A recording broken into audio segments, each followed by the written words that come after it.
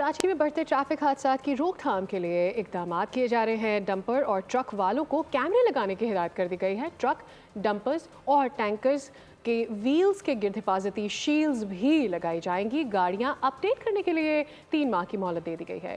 कराची में ट्रैफिक गर्दी हादसात में तशवीशनाक हद तक इजाफा। शहर में ट्रैफिक मसाइल के हल के लिए सेंट्रल पुलिस ऑफिस में अहम इजलास हुआ। डीआईजी ट्रैफिक ने शुरा को बताया कि मलीर और डिस्ट्रिक्ट वेस्ट में ट्रैफिक हादसात में गैर मामूली इजाफा देखने में आया। उन्होंने गैर तरबियत याफ्ता ड्राइवर्स को हादसात की बुनियादी वजह करार दिया। कराची पुलिस चीफ ने ड्राइवर्स ट्रेनिंग स्कूल को वक्त की अहम जरूरत करार दिया।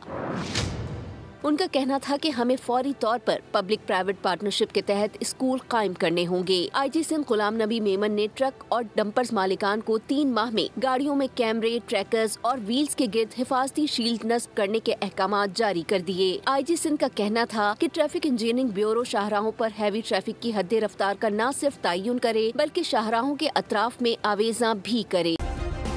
सब्सक्राइब करें और बेल दबाएं ताकि कोई खबर रह न जाए।